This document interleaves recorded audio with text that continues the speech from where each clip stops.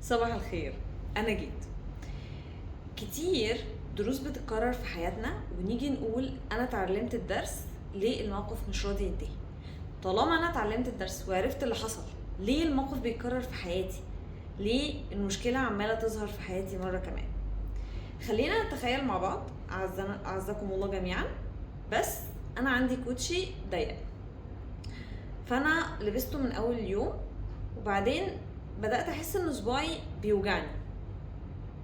جيت على نص اليوم انا متضايقه، انا عارفه ان الكوتشي ضيق. جيت على بعدها بشويه كده برضو انا مش قادره، صباعي بيوجعني جدا، مش مستحمله. انا عارفه ان الكوتشي ضيق، ليه عمال صباعي يوجعني؟ ما انا عرفت ان الكوتشي ضيق. ده بالظبط اللي احنا بنعمله. احنا عرفنا ان الكوتشي ضيق، بس ما تصرفناش ان احنا نحل المشكله دي. ايه الحلول اللي عملناها عشان نقدر نواجه المشكلة دي؟ يعني هل تخلينا عن الأنماط اللي بتكرر النمط التصرف اللي بيكرر الشخصيات دي في حياتنا؟ طيب هل تخلينا عن الحكم؟ هل شفنا المشاعر اللاواعية اللي عندنا ايه اللي بيخلي الشعور ده يظهر في حياتنا؟ هل شفنا الحاجات دي كلها؟ لا. طب هل قعدنا اتكلمنا مع نفسنا وناقشناها؟ لا. انا دايما بيظهروا في حياتي الناس اللي بيأذوني. طب ما بتحطش حد ليه؟ ما هو معنى كده ان في درس ان احنا هنحط حدود. طيب فين تعلم الحدود؟ ما فيش. دايما بيظهروا في حياتي اللي بيعصبوني، اللي بيستفزوني. ما هي دي كلها دروس، معناها ان في حاجات محتاجة تتظبط وتتوازن ونعيد ترتيب ملفاتنا، ويعني ايه، نظبط الدنيا كده، نرتب حياتنا عموما. في جاب بتكون موجودة ما بين اني عرفت الحاجة واني نفذت الحاجة. الجاب دي بقى هي اللي بنفضل نصيح فيها انا عرفت الدرس، ليه ما وقفش؟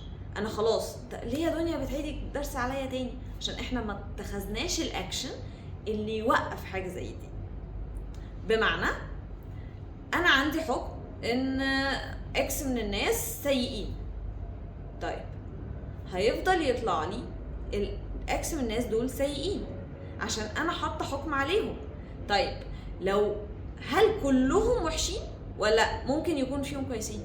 طب ازاي هقدر ان انا احط حدودي وحشين وسيئين واستغفر الله العظيم ورايحين للاكستريمز؟ طب ممكن اتعلم احط حدودي ازاي معاهم؟ احط حدودي من غير غضب، من غير انتوا ازاي كده، ينفع؟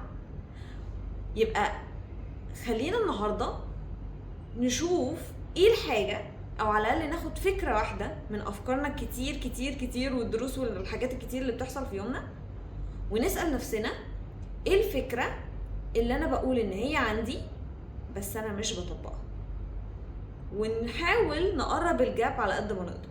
حتى لو مش قادرين دلوقتي ان احنا نروح لمختص يساعدنا في ده، اقل حاجة هنسمع المختصين قالوا ايه في الكلام ده، يعني رأيهم ايه في المشكلة اللي عندي. ده واحد.